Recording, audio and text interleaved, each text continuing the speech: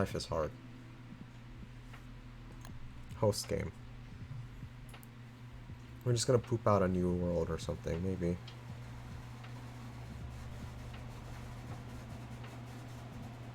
Yeah, we're gonna poop out a new world. Co-op.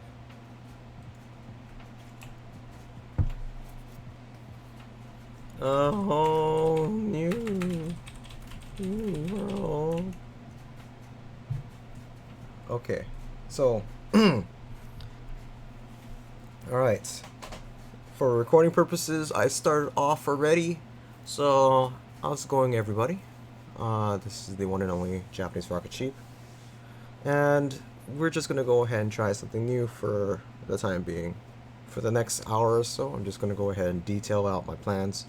Go ahead and ramble upon something a little bit for a while, and then, yeah, be a combination of starting a podcasting kind of style, and just gonna have gameplay in the background, because everybody likes staring at something if the people at home are actually wanting to stare at something. Other than that, display global positions, show me, tell me, wormhole marks, settings, description, password, none. Password, none. Oh no, that's gotta be sheep. And, put on survival. PvP is off. Survival, yeah. And generate that damn world.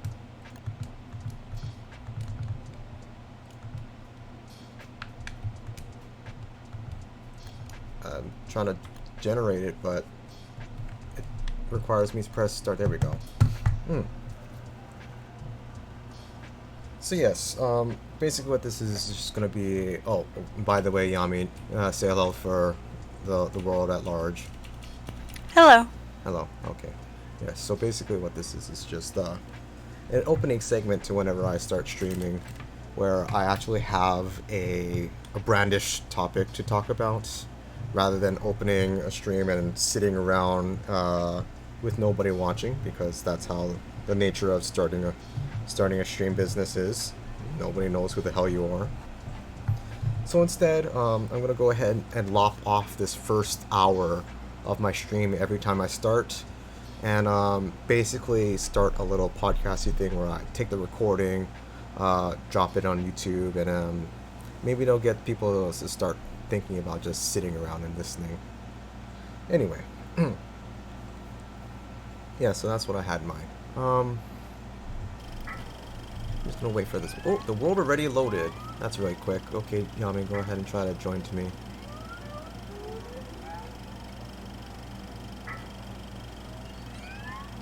So, it says here I have everything pretty much planned out, and this is how I hope to work it out later on. There's Yami. I'm gonna go with Wilson because Wilson is the best. I'm actually gonna take off most of his attire so I can see him in his default glory.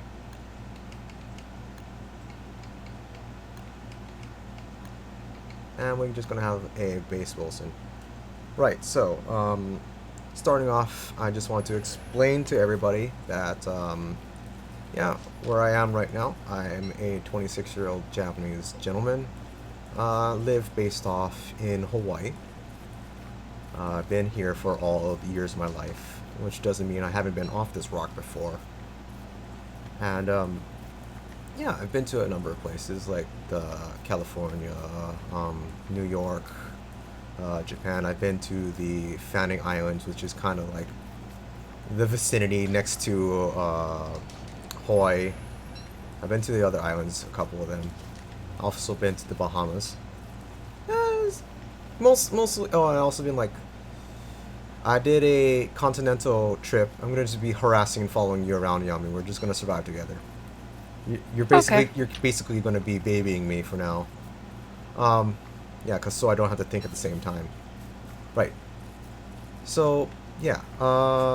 For my 21st, we got to go to a continental trip from like Oregon down to the Californias, and yeah, it was one of my most favorite and memorable trips in my lifetime. More on that maybe another time. Uh, but yeah, where I am. Hello, Brad. Where I am right now, I came out of high school, President Theodore Roosevelt, here based in Hawaii. Uh, I went through their band program with a GE because it's not actually my location.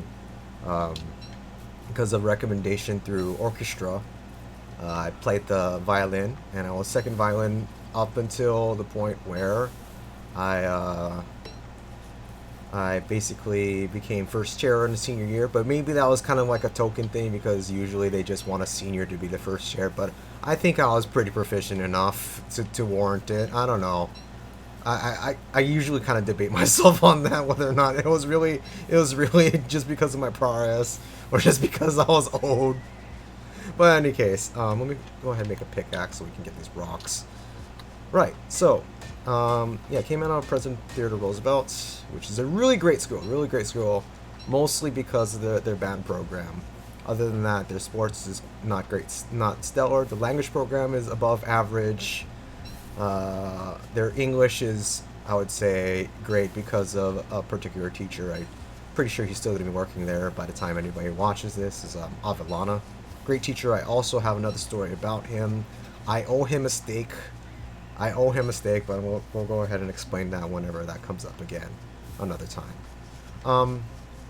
But yeah, great guy. Other than that, came out from high school to go straight into Honolulu Community College, which is just down the street to me. Convenient, easy to work with, cheap. Not saying that I didn't learn much. I think I pulled a lot more insight on how to do things in college than, of course, having been in high school. Yeah, I'm gonna need you to survive for me, you know. Right. And I learned a couple of things. Like I expanded a little bit more on my Japanese, my Korean, my Spanish, because I like to learn languages. And what I got from that was I also picked up on a linguistics course, right? And that's where I think everything kind of like finally connected the puzzle pieces together. Like, oh, this is actually what's interesting to me, is the picking up of language and yeah, like the acquisition of language and how it's mostly about grammatical structures rather than trying to learn a dictionary of words. A dictionary of words comes after you learn the grammar of a language, and that's where I see a lot of teachers kind of miss out on as I was growing up and learning these, like, a couple of languages. Is that the teachers themselves didn't teach how to learn the language. They were just teaching the language itself, and that's where I saw a lot of people like get really disenchanted with trying to learn languages. And oh, it must be so hard and all that stuff. And you know how your basic 101 classes or your entry freshman level kind of things was, oh, this is the alphabet, and this is all generic phrases you say when you need to find out where the bathroom is in this country. And that's, they throw you into the deep end by off of just this basic knowledge. And like, well, it's a lot more than just that. Anyway, yeah, that's where I learned a lot of nice things about where my head was at and where I need to learn things and the method of us learning things. I'm gonna go ahead and make a axe before we all start not having light real quick. Right. So eventually I got out of community college. I flunked once, and then because learning to me wasn't my thing. I wasn't very passionate about trying to get anywhere. So ultimately it kind of just fell to the wayside to me, and I started joining in the workforce. Right, so I worked in a number of places. I need to make that fire now. Right here. Go ahead, cook whatever you need to do, Yami. Right, so I joined the workforce starting off with an NEX job, which is the Navy Exchange, with my friends. Uh, if Oliver, Kenneth, or Andrew listen to this in the future, hello.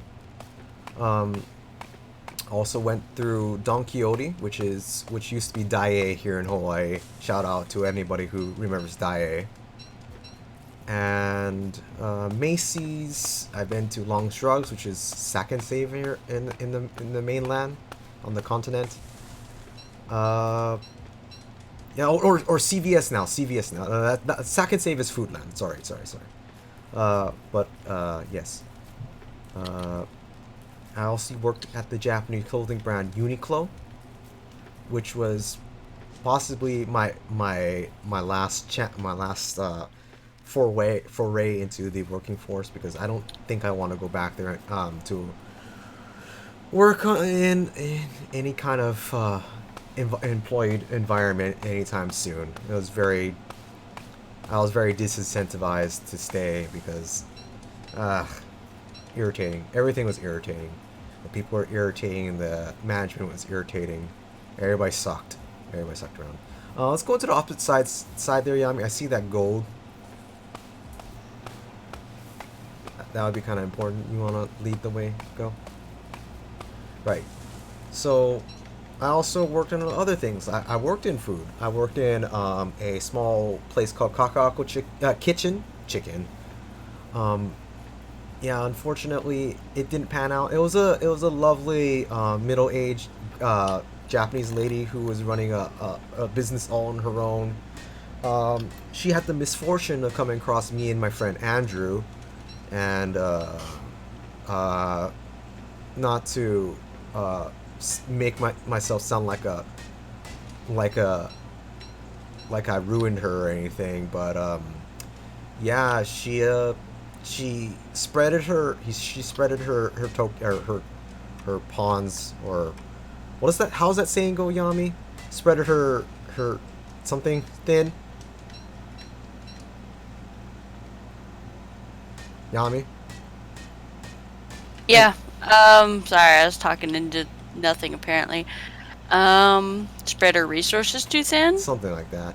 And Yeah. then yeah, she opened up two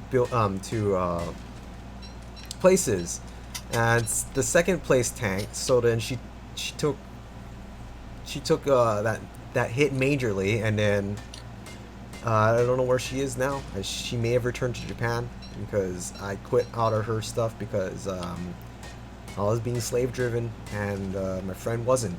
And I'll talk about that story another time. That's another story point. Yeah, my life's interesting.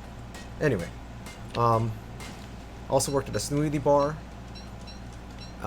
and I worked at a Yagura restaurant. Shout out to a Yagura restaurant here on Loliha Street in island of Oahu. Excellent Japanese food. At me if you want to go ahead and eat there, because that place is fantastic, and I'll eat there anytime. It's literally down the street to me. Yeah, that's where all my work experience has led me up to me deciding, fuck it, I'm gonna stay home and play video games for a living. So, cheers to that. I hope I actually get somewhere with that. It's where the hell did you go? You left me behind. Well, I can find you I'm in the not maps far now. I away. know. I'm just hitting all these gold because gold. Right. So, my You got timer, my timer's telling me to move on to the next with my next topic, which is this game right now. We're playing Don't Starve Together, which is the offering from Clay Entertainment, which is a kind of like a macabre-looking survival experience where you and your friends can get together and brave the harsh elements of seasons and monsters alike. I've fallen in love with this game as of recent because of, well, Alia, Yami, and her friends. Um, and I originally this game wasn't created to be played together, right? So it was a single player experience, and I was kind of terrified to keep playing it Not because it was a terrifying experience to run around and try to survive. Well, that's part of it. It's side to it, but the main scare of it was I I generally don't enjoy games without permanence. I don't like it when I have everything to lose, because it's kind of like, I put down 60 hours of my time into trying to survive, and all of it just goes into smoke because I made one fall mistake, and I get really irritated with trying to come back to that game because I'm starting from square one again. It really irritates the hell out of me. Right, so I'm also going to pick up all of these. Yeah, let's get started on getting a little bit more wood, if you can make an axe yourself. Okay. Right, I have plenty of ronks. I don't have enough twigs anymore. I'm going to go and follow you because there's probably trees in that direction. Right, so the basis of survival in Don't Starve is, well, don't starving. Or not starving. Grammar is hard. Yes, so you run around the environment trying to create for yourself sustenance. These berry bushes are really easy to find, or at least on. Don't. What I advise when you play Don't Starve is you don't post yourself down immediately, because there are things in the environment that you need to create and start collecting for yourself in order to start surviving, right? And to find more food, you always can keep moving onwards to collect more things. There are carrots, the birds of the local environment drop seeds, berry bushes regenerate over time, so don't forget about that. What you want to do earliest on is find the item flint. They're scattered across the continent.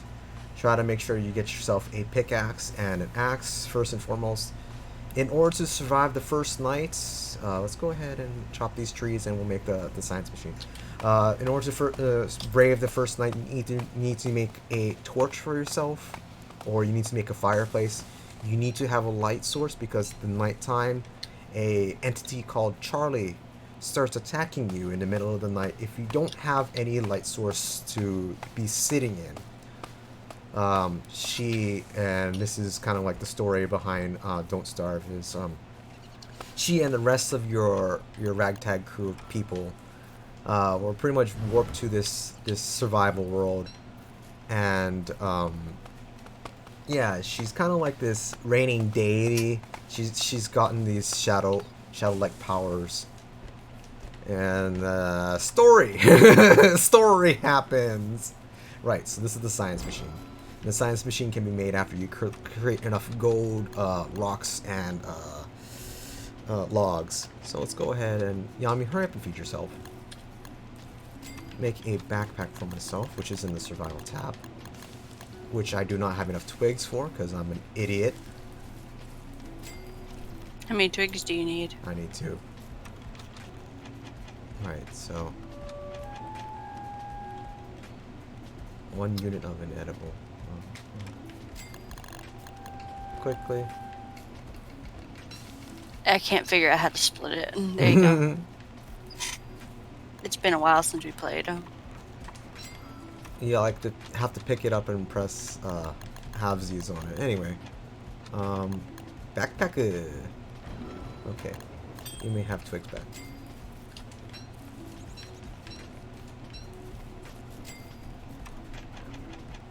Okay. Rope enables you to create the spear, which can be. If I had twigs, I'll go find some twigs in the environment. Right. So, general basis of playing this game. 1, cook everything you mean to eat, because it ups its quality just by a smidge, and that smidge could mean a lot to you. Always have on top of you twigs, grass, and logs, because that formulates the general necessary fuel in order to make a fire. Otherwise, that's automatically a death for you. Uh, when you do eventually find rocks, create your pickaxe to... Fuck, I ran out of twigs. To be able to craft other things that require rocks down the line. Rocks are very vital for a lot of like second and third tier kind of items. And yeah, when you can, you create yourself defensive items such as the log suit, which I'll get to, and the spear, which is also something on the agenda to create. But I don't have any twigs. I should have halved it for you, Yami. This environment area is garbage because it's all just tree. I'm gonna start spreading out a little more, try to find the twiggies at least. Right, and you can also create traps. You start in the game on the season of fall. Fall is the easiest of all 4 seasons to live off of. There are no harsh temperatures to have to bear. There are no threats the first year for you, and all the plants and stuff like that have grown in without any of them withering during the summer or freezing over during the winter. And generally there's no rain because fuck spring. I cannot find twigs. I will... Here. Fine. We'll live with that then. Right, so the science machine is behind us. We can always create a second science machine, that's fine. Let's keep on moving. We need to discover the rest of the continent. You want to spread yourself furthest around the continent you can, so you can locate other biomes and stuff like that. So this is what we call mosaic, which is a patchwork of all kinds of different floors, patterns you can see. A little bit of green, dark green, a little bit of gray and brown. And these generally come up with more rocks and these evergreen trees. It's not very conducive for anything else besides, but this is still good because golden rocks, you see those rocks with the gold veins inside them. Gold is like vital. But I want to get out of this mosaic area because of the necessity to find other things. Yami, come with me. There's a wormhole here, and the wormhole will spit us out to another location entirely. Okay. Pray to RNGesus that we find something that's useful. And YOLO. Careful when you go ahead into wormholes. They deteriorate your sanity by a large chunk. There's chess pieces over there that I'm not enthused to fight. Oh, that was a nice, interesting distance. So let's go ahead. Well, there's nothing here. I'm gonna go ahead and take these pig asses, which is these pig heads give us a pig skin and twigs. Yay, twigs! But these pig heads, the pig skins are incredibly vital. They're such a great commodity, and you gotta make sure to like pick them up quickly because a lot of other monsters, like mobs in general, count pig skins as a meat source, so they will go ahead and try to eat it the moment they see it. Right. Let's go ahead and go back down that. We're gonna go past the chess pieces and try to avoid any conflict whatsoever right now because unless you have armor and your sister yet, I don't see her yet. Right, so every character has specific benefits, except Wilson, because Wilson never gets love. Bastards. Yes, so Yami's character... Oh, man. Yami's character is Willow. As you may notice that all the rest of the cast also has a W in their name because they're cool like that. Clay Entertainment noticed that after like creating 4 or 5 characters, like, wow, we have a fascination with naming our characters with a W somewhere in their name, such as the Wilson, Wolfgang, Maxwell, Willow, and Wendy. Oh no, so Yami's actually Wendy. I'm sorry. Yeah, and so they just ran with it. So they just continued making a bunch of characters that have W in their name. I think that's pretty cool. Yeah, it's nifty of them to try to force upon themselves. I'm currently about to starve, but we're all right. We're just gonna go ahead. That is a spider sack over there. We're gonna harass the locals later on because spiders suck, but they're also a source of good resources. Right. So I've talked about the game for long enough. My next talking point for the hour is I'd like to go generally over what I feel about the games industry as a whole, and where exactly I see developers and gamers alike meeting like halfway to make gaming as a whole better. So I hear recently, and I want to bring this up all of a sudden. I hear recently that Ninja, which is the ever so popular Fortnite streamer, who is now on Mixer, Ninja has stirred up some more controversy surrounding his brand using Twitter. Um, I generally don't care at all. Um, but yeah, if he's making himself look to be an ass, so be it. I don't care. Um, but at the same time, I read the tweet that he said, and it said something like, "Oh, people who have the negative mindset of it was just a game whenever they lose and stuff like that, they need to grow up and adopt something more of a winner mindset." And yeah, I don't disagree with him, and I don't see why the world at large is all up in arms about whatever he's trying to say. Um, I don't know. People just make noise to make noise sometimes, and I don't think that he's out of his right to say something. Even if you characterize it as being stupid on his part, I don't think that was I don't think that was something to get all dramatic about. Anyway, um, where I see developers and games being at the time being, um, right. So another thing I like to bring up is like how I feel about Patreon, especially, and developers skimping out on some people, or like uh, asking people for donations towards their favorite iPod. And to tell you what like Patreon is should we not engage in this? Nope. Yeah, I think we'll extremely die.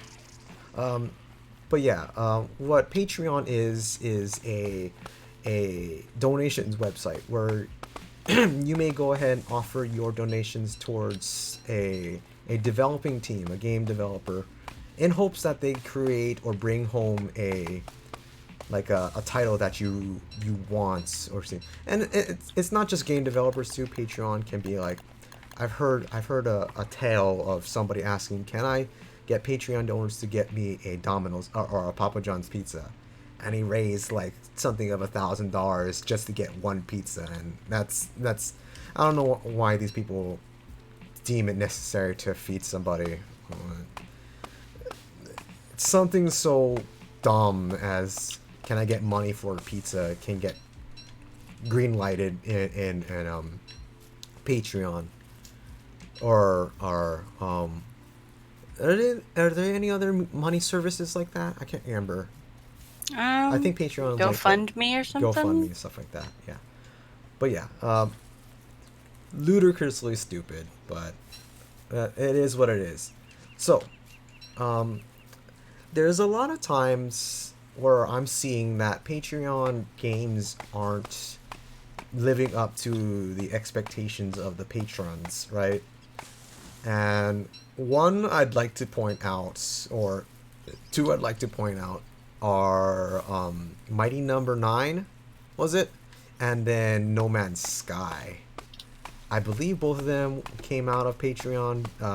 Please correct me if I'm wrong. I But think they were GoFundMe, or what's that other one that they use mostly for video games? I don't remember, but I backed Ukulele on it. eh, Oh, Kickstarter. Kickstarter. All right. Okay, Kickstarter. There we go. Okay. Right. So, yeah. So these developers siphoned everybody's monies into IPs where it sounded like they'd be a promising ass prospect. Mighty Number Nine was a Mega Man clone, and it tried to evoke the old school Mega Man as best as could. Spoiler alert: it didn't to a lot of people, and it was pretty much a commercial flop entirely. And No Man's Sky, okay, so No Man's Sky, they corrected themselves. They did better in the long run, but the original release of No Man's Sky failed miserably in the eyes of the consumers, and so they burned a lot of people on being patrons to them, which is so sad because it just puts a sour taste in your mouth. Like, oh, I can't trust these developers to develop the game that we wanted. But I honestly I don't sympathize with the developers. If they didn't come out with what they promised, and they were supposed to meet deadlines for certain things, and they didn't upkeep that, then I have no sympathy for them. I know there's other extraneous. I know there's other examples where developers have had less to work with, less man hours, less manpower, and less resources, whether it be technologies or like time to set aside for it. Like, I remember there's another game about the same time called Dust Elysian Tale, and if I remember correctly, one fella created this game all by himself, essentially, and this also can be resonated with Toby Fox's Undertale and his success with the upcoming Deltarune, which I do hope comes out to be a fun enough game for consumers. And okay, well, we're just gonna go on a tangent right there. You'll never create a game. You'll never create a second game that, well, because Undertale was such a success. You'll never create another game that will match that, or at least everybody's gonna be drawing the comparison to your original title, right? So all he can hope to do is continue on something and make something a memorable enough experience for them to talk about, like, oh, this is the continuation that we wanted, at least. Let's go ahead and make that alchemy engine, Yami. I'm gonna go ahead. Keep it away from the goose. Come bring it up here. You see how there's 3 goose nests? Oh, I see it now. Okay. Yeah, we need to be at least like this far up here. Somewhere around I will here. follow you. Anywhere north of here. Okay. Well, I don't see like a crossroads of any sorts that's like vital. There's nothing here except for a bunch of bushes. There's some rocks. There's a lot of bushes. Okay, we'll go ahead and post this first alchemy engine of the server right here in the middle. And Brett, if you're not home, you can also join. If you are home, you can come and join, play it. I'll put another science machine. Alright, let's start posting some shit. So let's go ahead, make that spear of mine. Boards. Ronks. 2, 3, and 4. Drop that, drop that. Right, so in order to create the alchemy engine, I'm going to need a little bit more boards than that. The alchemy engine is prepared. Bop. Alright. Alchemy engine automatically is superior to the science machine. So we get rid of the science machine, collect its resources. I see those reeds. How nice. Righto! So, yes, yes, gaming industry, development teams, I'm seeing a lot in the mobile gaming environment, markets too, where the developers of those games are being shown in a really negative light. They they look as if they don't care about their. And I'll cite a couple of ones. My favorite games, not just not just the mobile games. Nice Fire. Yeah, we need charcoal. Okay. Right, and I would prefer it to be these trees too. Right. Um, where was I? Right. So, some These ones are too close. They'll catch the thing on fire. the online games developers and stuff like that. And I'll cite Rumble Fighter, which is a game developed somewhere in like 2008. It's kind of like Smash if Smash had a three-dimensional environment rather than two-dimensional.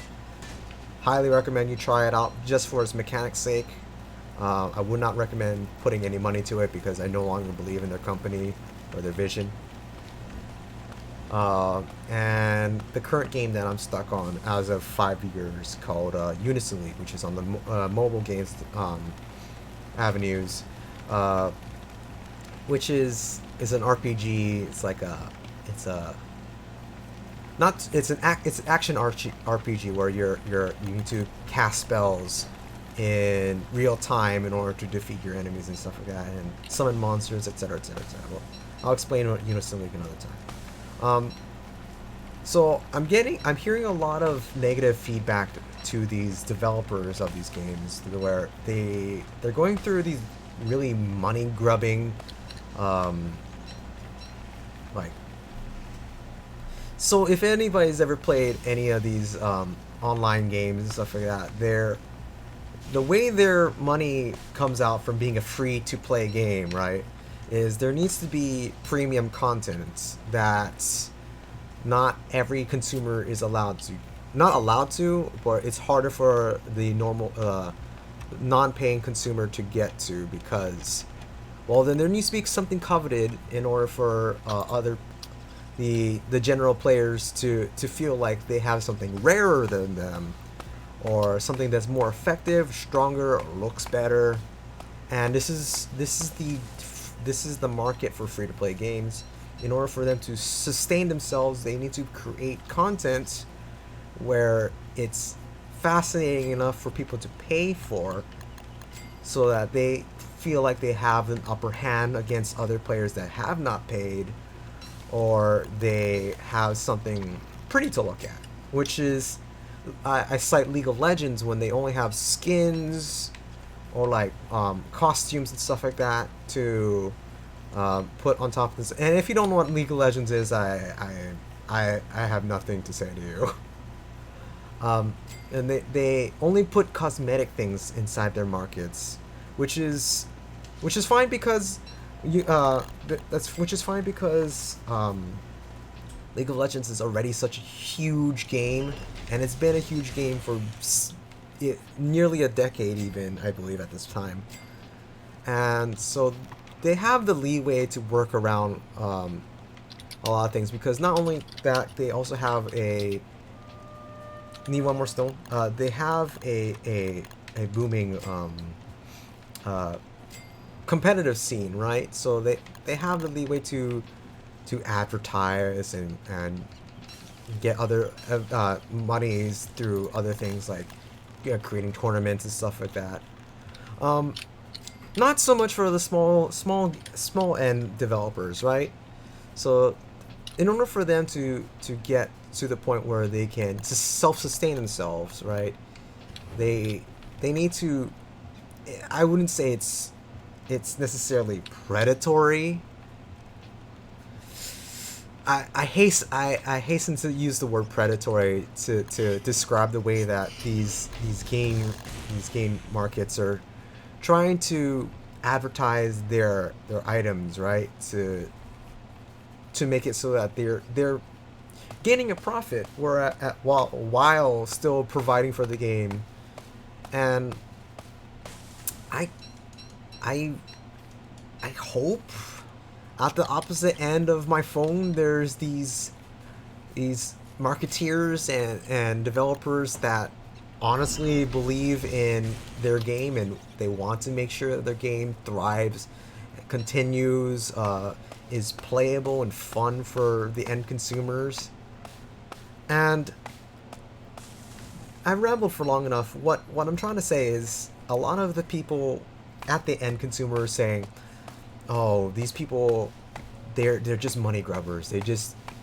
They're at the end of the day, they're trying to create content in order to make money." Well, yes, duh, stupid. They're trying to create content to make money. Uh, but it's not supposed to be solely their objective, right?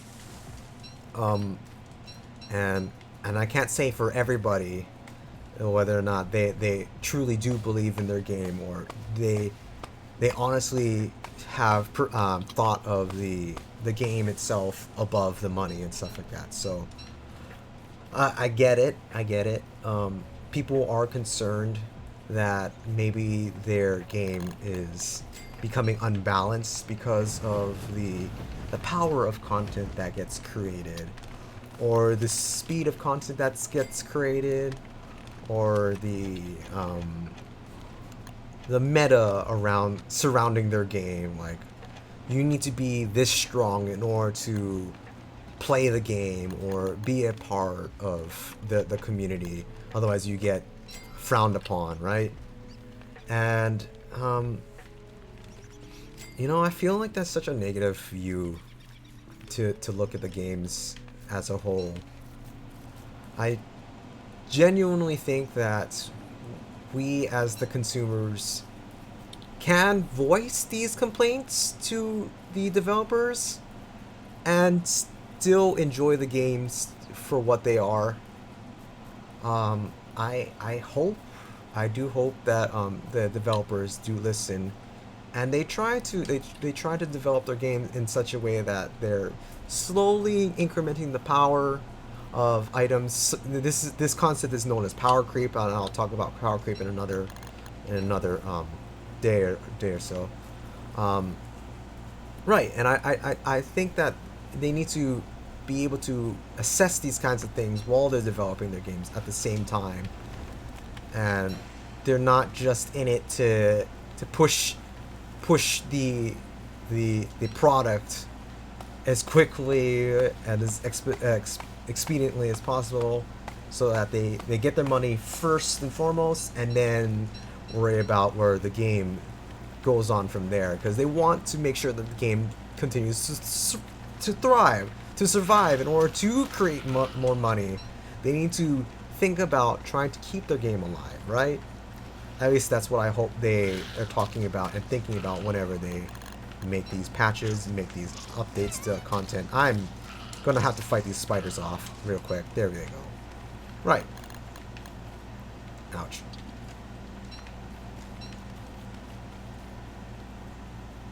And I mean, how do you feel about the mobile games and developers, and the concept of people complaining about the gaming industry and how their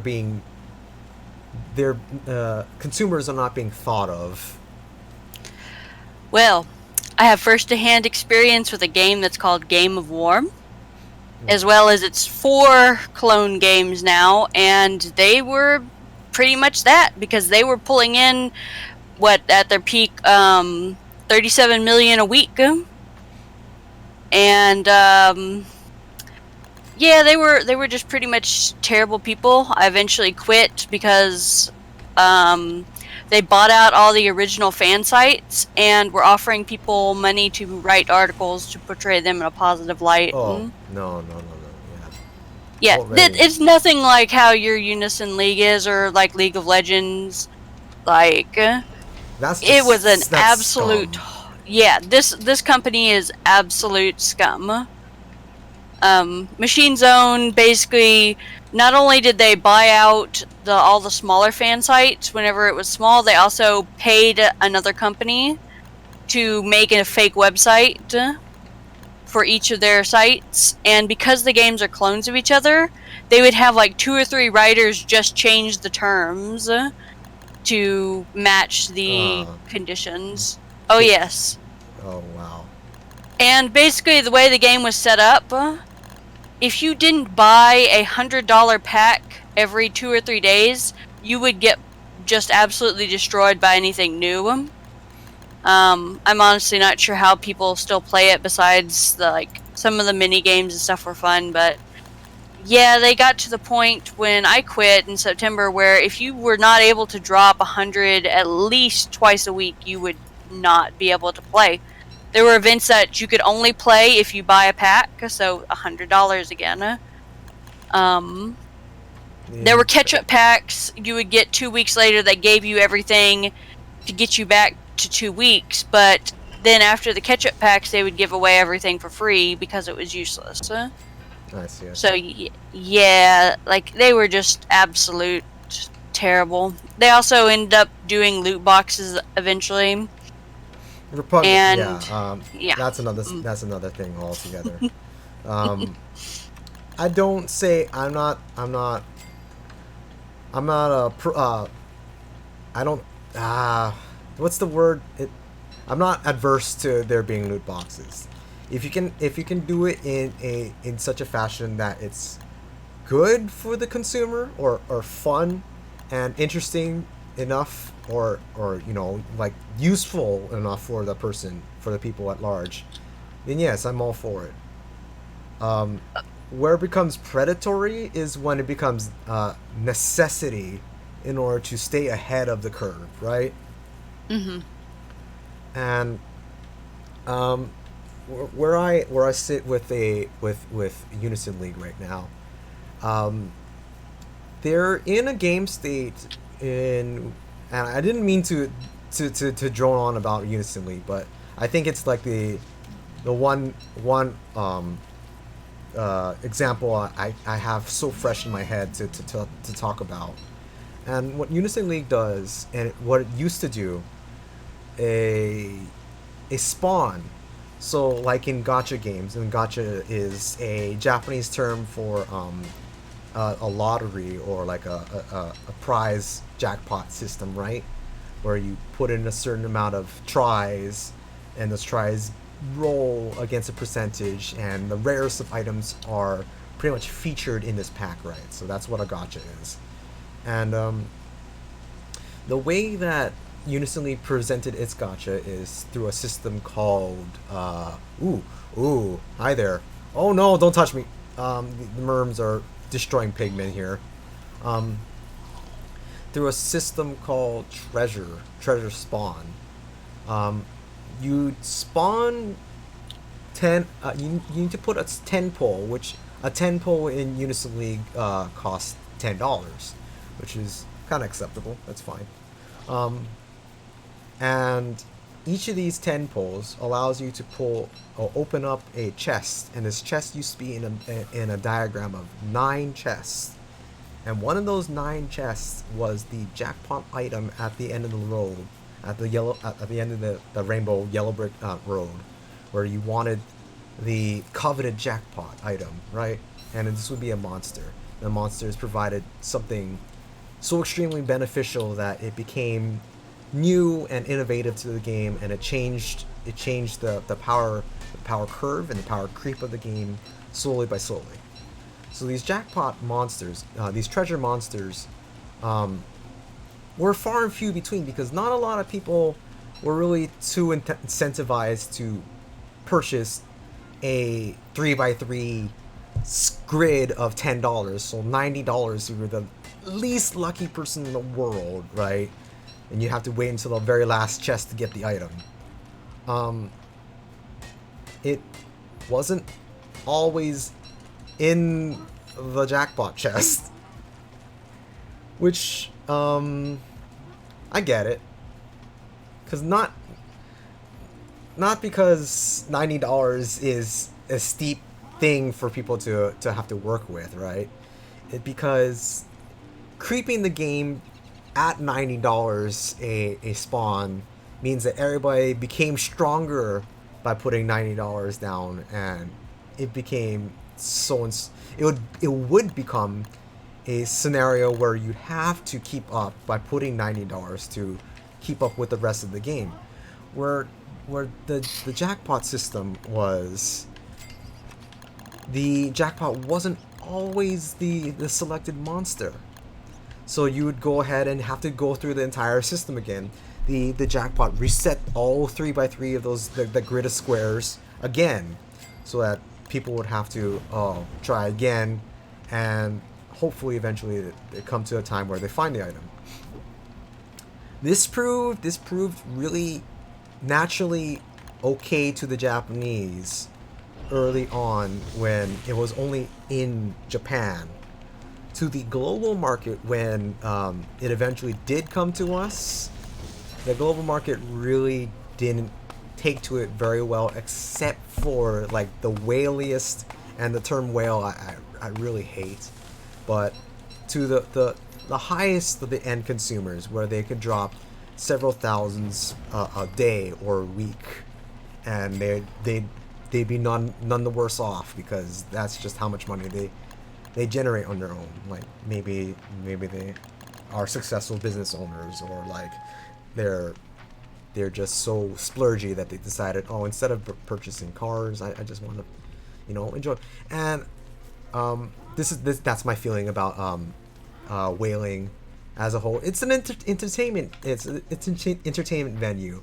You choose where you want your money to go to. If it's your money and you made it, you became a success, or you inherited, or something like that, I have nothing against you, because that's your money. You use it where you feel like it, right? Anyway, the global market didn't actually surge until the treasure chest started also giving out medals. And the medals, ooh, there's pigmen fighting the yellows. I'm gonna help them out, actually.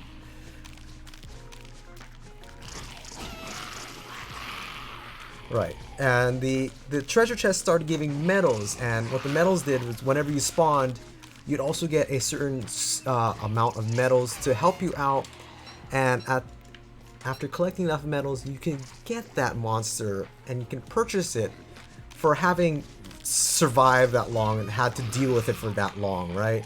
Or having put down so much money and lived through so much torment to finally get the item at the end. Because you spent enough, and you're like, okay, it's kind of like and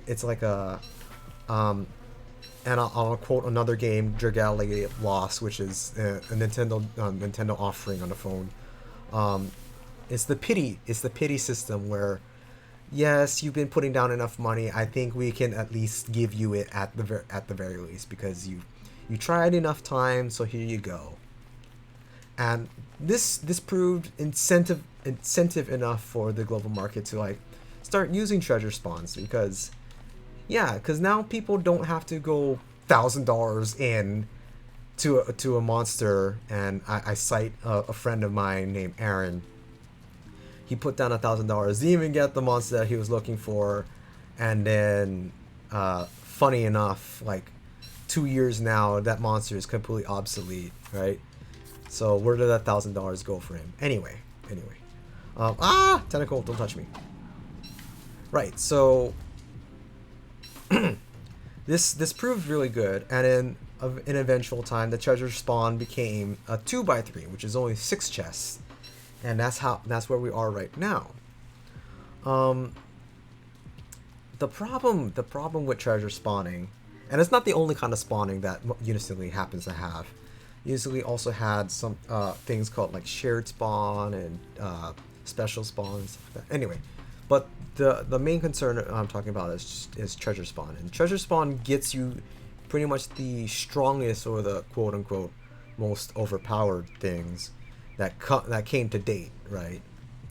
And the general players, not even consumers, because they don't put any money to the game. And this is me and my bias. I don't like free to players, because they open their mouths and expect to be fed, but they put nothing down to creating anything besides more mouths to be fed, right? Anyway, that's just my general opinion about. Hello, Alia. Yes, we're playing DST. If you want to just sit around and fucking, you're trying to be new colored rucksack. Right, and So the common players were kind of up in arms about the treasure spawning, like, oh, yeah, but you're offering it only to the most whaliest of people.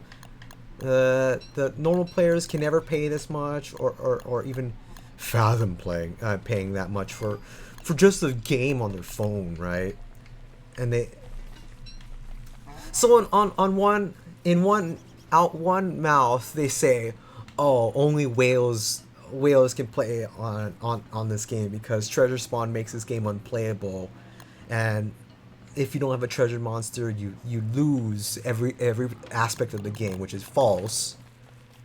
And on the other hand, they're like, oh, yeah, look, I restarted my entire account to get this treasure monster. Yeah, I'm so strong now. And they leave the game in 3 months because they become outdated. Whoop-de twinkles. So on one hand, they're like, oh, you should feed the free-to-players more. We should get all kinds of free monsters that you give out on on a bi-weekly basis, not by monthly basis. So basis every 2 weeks, right? So we should be able to keep up, and we should be able to compete. And the game already has mechanics in place where the usual players, the normal players can keep up, right? But then they still don't ever have enough, and that's my really biggest gripe about how they keep complaining to the development team that there's always something to complain about whenever they get free shit from the game. Oh, this free shit doesn't even compare to how strong normal player the whales are, or oh, is this all? Why don't we get more than this? They never shut up. They never shut up. They'll never be satisfied with being just playing the game to have fun, because they just see the top echelon of the game and they just expect to be a part of them, but they don't pay a cent. So that's my gripe with the lowest consumer, and I hear them out. I hear this all the time, and I respectfully I try to explain not everything can be the way you want it to be, and there's a reason why some content is gated from you, because the end content is where people who pay to play the game want to be, so that they feel stronger than you, they feel more effective than you, they get better items because the items that they purchase make them stronger to get the better items, so that they can farm better and fight stronger quests and stuff like that to you. And they don't see it. They what they see is they watch YouTubers drop several thousands on their current spawn and get the strongest monster, and they play the game and they destroy the highest content, and like, yeah, I can do that too. I can definitely play the same content that they're at, right? Because they play the game, right? And they should be able to play the game at that difficulty level, right? Just because they play the game. It's like, no, I'm not talking about Monster Hunter. I'm talking about Unison League. But games as a whole, whenever there is disparity of power to money spent, and this goes across all kinds of other barriers, not just video gaming industry, but in other industries as well, or in life in general. There's such a disparity between the people who have and the have-nots, and I get so tired of listening to that debate, because fuck it, there's no time for you to complain about it if you can just do something about it. And like if you feel that vehemently about being behind than other people, or not having the same shake or the same rub as everybody else, then I hate to break it to you, but you need to do better on your own to be where everybody else is. You pay to play if you want to be there, because end of the day, they put the money down, right? They invested their hard-earned money, whether they worked for it, whether they decided, oh, I don't wanna eat out today. I'd rather put my money down to play video games, or I could put this down to buy a console, but instead I'd rather put this down into my favorite game. Or there's always another avenue for you to put money down, and unless you're hyper poor, which none of you are if you're listening to this, and like only 0.5 of the world is hyper poor to the point where none of this even matters to them. Like, you honestly can't be complaining to me when you go ahead to your Starbucks and you order the $8 venti frappuccino drink, or you decide to go to a restaurant and you splurge over $50 on a single person bill, or yeah, you purchase a car for yourself. Congratulations, you have a beautiful car, and you get to ride that car all the time. You get to manage the car, and the car is a great investment too. Some people just choose other things. And I get so tired of people getting ragged on for playing video games, and then when they want to put money down to playing those games, you're like, wow, you put X amount of dollars into playing a game that's for free for people? God, what a tryhard. You could be putting that money completely to anything else. I hate to break it to you, but people blow tens of thousands of dollars in Vegas all the time. They just waltz their way in there, drop $5,000, and then lose it all, and they're happy about it. Well, in the short term, they're like, fuck, I lost all that money, or like, man, I wish I won something. But they went there for the enjoyment of being in Vegas, for having the thrill of trying to get yourself a jackpot. And this I feel is where these mobile gaming companies are trying to invoke, right? And I don't feel like many of them are being systemically predatory on people's need to play lottery and stuff like that, right? I'm going over time already. I don't need to continue to talk. Wow, that tree just turned into a withered tree the moment I chopped it. But what I have to say is this: the developers are still humans at the end of the day, and their end goal is to create money, and they need to create money by continuing to create further games, continue to advertise and operate. So their objective is to make it so that what they have to offer, and they're showing on their end of the table, is something brilliant enough for somebody to say, yeah, I'd put $5 down on that. That's cool enough. That's stronger than what I used to. How did that turn into a monster meat? Wait a second. How'd that turn into a monster meat? What'd you do? I put two meats, a monster meat and a berry in it. Does it just roll wrong? Whatever. Two? Yeah, I don't know. I'll come look. That was dumb. I didn't like that at all.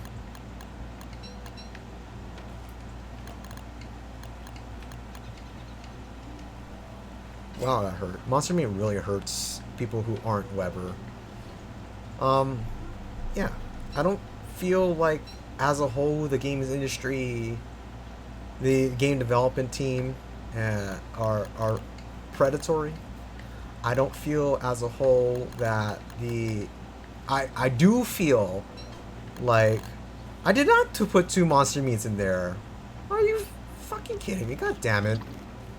I do not feel as if the consumers are giving developers a fair shake, because I think if they truly were trying to be predatory, then their games would die, and the consumers would know when the game gets predatory.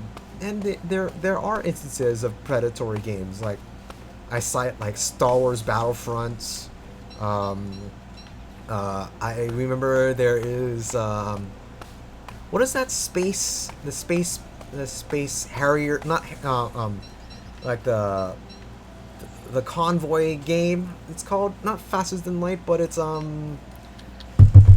what's it what Yami, don't you not know? Eve Online? Eve Online, and I believe Eve Online had a monocle that went for $70, or is it another game entirely? Not sure. Eve is the one where you got the ships and Yes. But then they had people love to troll and destroy your shit. a cosmetic thing that's like, God damn it, I put two meats in.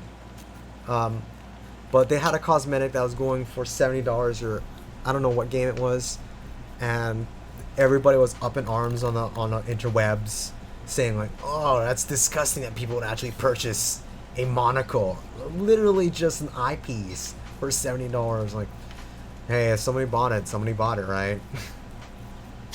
I personally think that's stupid. I think that's stupid that anybody purchased something so minuscule and dumb as that. Anyway, yeah, but that's my whole spiel on the gaming industry. It didn't go directly into the industry. It's mostly talked about like the development and the mobile market and stuff like that. But fuck it, that's where my thoughts went to, because that's kind of where I'm living at right now. And yeah, that was the hour of me just going on the rants. That will be like the podcasting section where I open up all my streams from now on. And I'm gonna be chopping that off and sending it to YouTube to have as a VOD. So I hope that was entertaining for some. And I'll be continuing to play Don't Starve for the rest of today. I'm gonna try I don't know if I can upload at the same time, because honestly I think maybe that'll give me a whole ass crash if I tried. But yeah, I'll try to send this out the rest of today. Yeah, I hope that everybody has a lovely day, because I'm gonna be playing the rest of today, and I'm not gonna be playing this weekend because I'm gonna take myself a vacation of sorts. So yeah.